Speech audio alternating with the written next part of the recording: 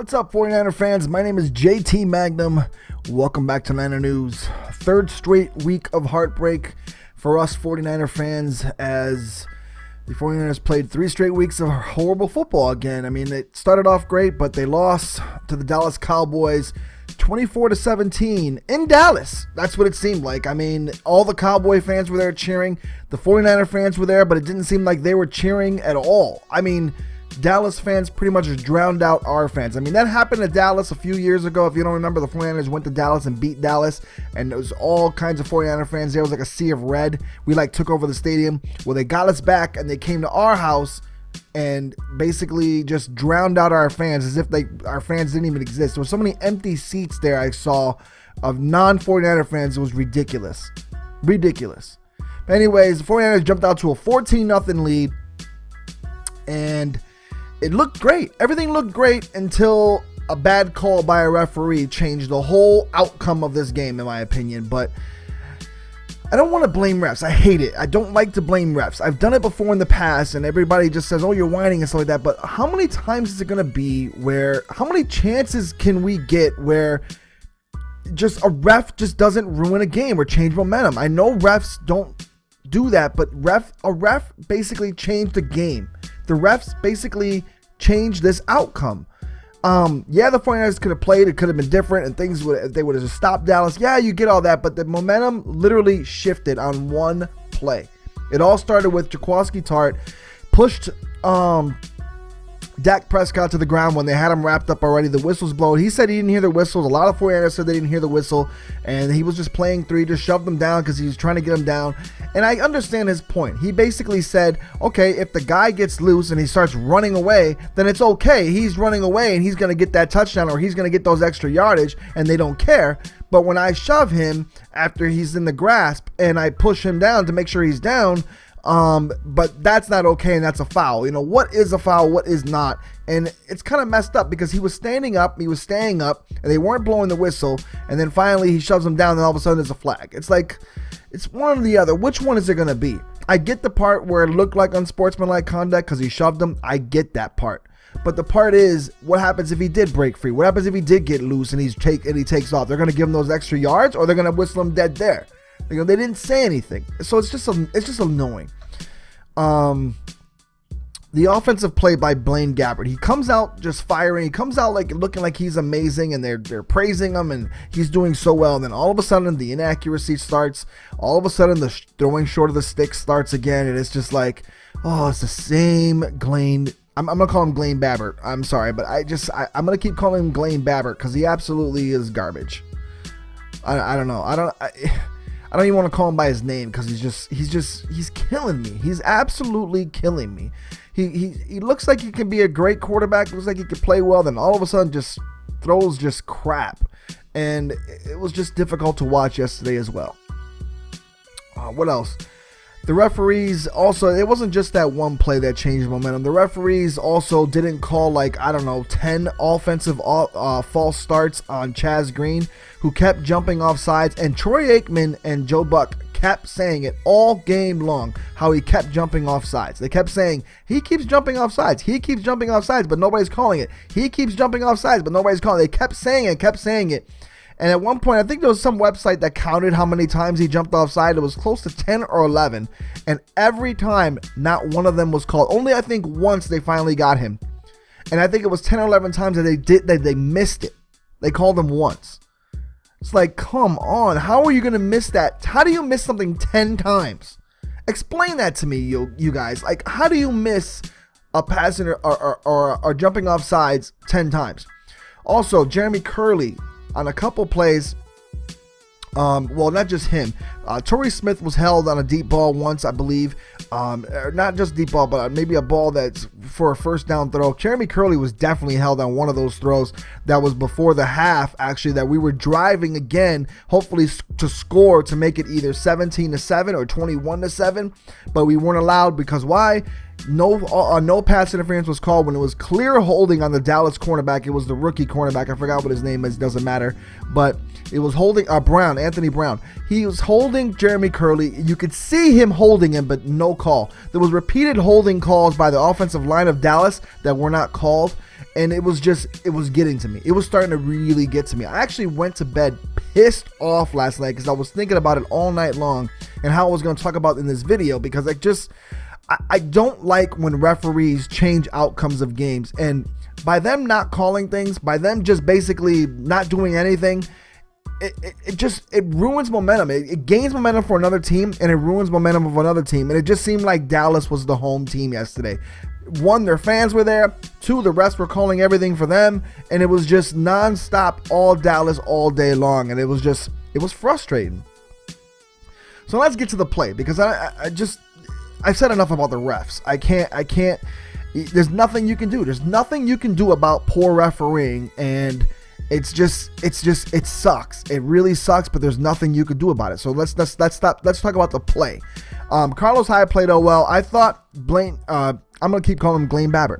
I thought BlaineGabbert did a horrible job of handing him off the ball. He kept keeping it. How many times did you see him actually keep the ball and get actually a lot of positive yardage? He did it maybe 2 times to get a first down if he was lucky. But a lot of the times he was getting stopped for either loss, or he was keeping the ball and then getting run out of bounds before. And I don't know why he didn't throw the ball away. He just runs out of bounds, and now it's 2nd and 12 or 2nd and 13.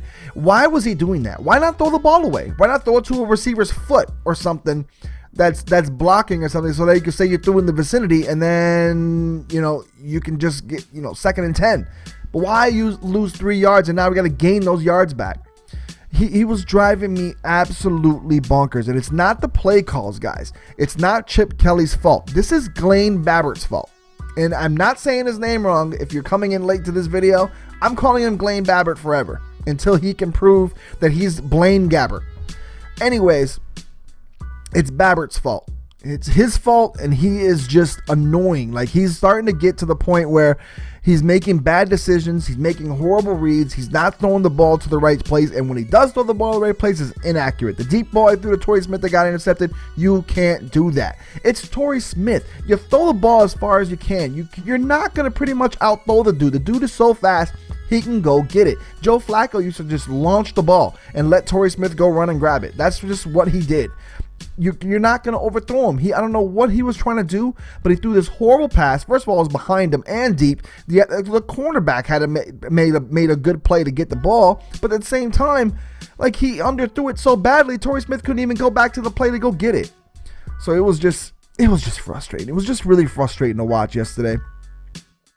The defense, they played bad, but I think they played more or less bad when LeVar Bowman got hurt, which is a shame. First of all, Jimmy Ward was hurt. Tremaine Brock is absolutely horrible. And also, the receiver for Dallas, Bryce Butler, pushed off on that touchdown pass. No call, of course. He pushed off another play. No call, of course.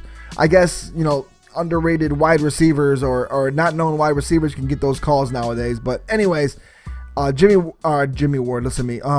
Tremaine Brock was absolutely horrible. Rashad Robinson played amazing. That dude was all over wide receivers. When he got caught on because he was on the receiver like glue. He's going to be, hopefully, a good addition to this team. Tremaine Brock needs to go. Period. Needs to go. And the fact is, another person needs to go, Trent Baalke again. He drafted defensive linemen galore, and it's all he does, draft defensive linemen for pass rush. Have we gotten a pass rush? No. We could for 2 games in a row now, we haven't gotten a pass rush. I get it. Dallas's offensive line is good, but they were minus 2 of their star offensive linemen, and we still couldn't generate a pass rush. It was highly, highly frustrating. Baalke needs to go. We need a quarterback. We've said it all along. We need a quarterback. If we had a quarterback, we could be dang near 4-0 right now. 4-0. I don't care what anybody says. If we had a quarterback, we could be 4-0 right now. We could have held our ground against Carolina and kept up the points with them, because we scored 27 as it is. But we could have held our ground with them. We already beat the Rams 28-0 in the first game. The third game, we would have beat. It's just frustrating. I'm just tired. If we would have held our own, maybe we would be 3-1. But maybe the Seahawks would have still beat us, because the Seahawks defense is just nasty. They're nasty. So maybe we'd be 3-1. I shouldn't say 4-0. We should be 3-1 if we had a quarterback. And it's about time. I mean, I want to see something. Put Cap in, put somebody in that can at least lead the offense. Hopefully, do I think Cap is the guy? No, I think we still need a quarterback. We need to find somebody to run this team. And right now, Cap is not the answer, and BlaineGabbert is not the answer. And I'm tired. I'm tired of just watching this product on the field. No pass rush generated. I mean, with the return of Lynch this week, maybe it'll be different. But no pass rush. The corners are playing their butts off, but can't maintain coverage because there's no pass rush. The defensive call, sometimes there was a 3-man rush again when they need like 3rd and 4, and they backed off the line. This linebackers backed off the line of scrimmage all far. I was confused because it's 3rd and 4. They only need 4 yards. Why are you backing up so deep like they're going to throw deep? And it made no sense. It just made no sense to me. So it was just frustrating to watch. And if you're a 49er fan and you see all those Cowboys in the stands, all those Cowboy fans, and you see the product on the field being beat like that, it's call for Balky's head. Period. He needs to go. He needs to go. I mean, if you're Jed York and you see that your fans are basically not showing up to the game, there's empty seats, and there's like the stadium is filled with Cowboy fans on your home turf, how can you be okay with that? You gotta let the guy go. They're obviously, fans are just pissed. They're pissed. They want to win. They don't like this product that's on the field. They don't like Balky. Get rid of Trent Balky. He's the problem. Dak Prescott, why is he not a 49er? How is he not a 49er? We drafted a guy ahead of him that, I mean, yeah, we got Rashard Robinson, who has to be really good, but we drafted Will Redmond. Why did we draft Rashard Robinson and Will Redmond? Why did we draft Will Redmond when we could have got Dak Prescott? We could have gotten a quarterback. Why do we have these quarterbacks? Why didn't we trade up to get Paxton Lynch? Why did we trade up to get Josh Garnett when we haven't even played him this year? He won't even play. He's not even starting. But we drafted him in the first round. He was supposed to be a first-round starter coming out of college. Has he started yet? Nope. Is he playing? Nope. Granted, our offensive line, again, is the only bright spot. They gave up 1 sack yesterday, but I didn't see many pressures. And even on the last play, where the 49ers trying to get a first down, BlaineGabbert, as I'm still going to call him, runs outside the pocket when he didn't have to. He saw pressure coming, which, by the way, wasn't there. There was no pressure. All he had to do was just step up left in the pocket and then look downfield, whatever. Instead, he chooses to run to the short side of the field like an idiot and run out of bounds. And as he's running out of bounds, he throws a short of the sticks pass to Torrey Smith, who ends up running out of bounds himself because momentum took him out of bounds. And that's it. 4th down play. It's over. Why? Let's talk about injuries. Jimmy Ward's hurt, obviously. DeForest Buckner was seen in a walking boot. And Navarro Bowman looked like he had an Achilles tendon tear. Why do I know that? Because he fell down and he grabbed at the bottom of his at the back of his foot. Usually when you do that, you pretty much tore your Achilles. How do I know that? Because I tore my Achilles. I did that back in 2012, and I am now 3 years removed, or 2012, I believe I did that, and I am now almost 4 years removed from that, and the effects are, I'm not a football player, obviously. I'm not a guy that has played professional football in the NFL, obviously. So these guys are in much better shape. They have better trainers. They have better conditioners. So they can come back from Achilles injuries and be productive. But it's not an injury. It's not a good injury to come back from. It's a hard injury to come back from. It's a serious rehab. Trust me, I know. For them, it's probably even worse. It was tough for me to do for the rehab, and it was tough to be able to even, it took me like 7 months before I could even walk. I was in a boot forever. I walked in a walking boot. It was very uncomfortable. It was kind of painful at times. It didn't really hurt other than the initial time that it happened. But after that, you can feel it. You can't walk. You can't do anything. You can't move. You can't push off your foot. It's the roughest thing ever. Michael Crabtree has come back from it, and he's doing very well. Former 49er. There's other people that have had it and they've come back and performed. So hopefully, I'm not sure if that's what it is. Maybe by the time this video is up, they'll tell us that he does have an Achilles injury, but that's what I think it is. If it's not, then thank God it's something. Hopefully, it's nothing bad. But I think it was his Achilles. They're fearing that it might be, and I have a feeling that it is. And if it is, he's going to be out probably a year. He won't be back till around this time next year. And with the way 49ers hold out players, he might be back even further down the road. So he just sucks because he's our best defensive player. He's our captain. He's the guy that leads the team, and it's just a shame that he's not gonna be there to play. And I wish Navarro Bowman the best. But guys, let me know what you thought about the game. I could talk about it more and more, but I just don't want to waste your time.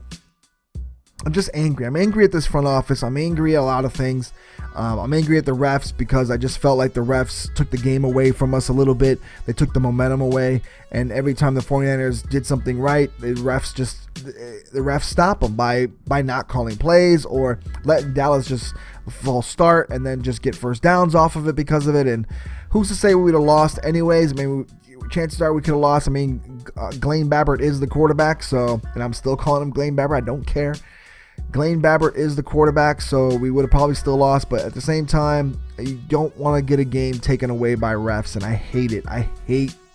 Can't stand when referees make bad calls. And it's not just for my team, it's for anybody. When I see referees make bad calls for anyone, it drives me nuts. It makes me mad, angry. Like it could be anybody getting robbed, even the Seahawks. I can't stand the Seahawks. They're obviously our rival. I can't stand that team. But if they got cheated, even I would say that sucks. They got cheated. I hate when referees do that. That's how bad I don't like when referees cheat. So, and by cheat I mean just not making calls or just pretending they didn't even exist. So, I don't know. Let me know what you thought about the game in the comment section. Let me know what you think about the upcoming game. We're playing on Thursday night now with less defensive players than we already had, possibly against Carson Palmer, who might not be in the game. I mean, it might be Drew Stanton quarterbacking for the Cardinals because Carson Palmer went through concussion protocol.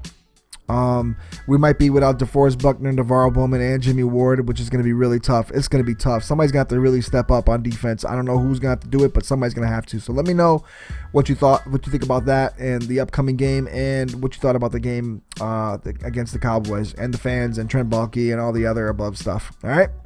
So for Niner News, JT Magnum, I'm signing out. Peace, y'all.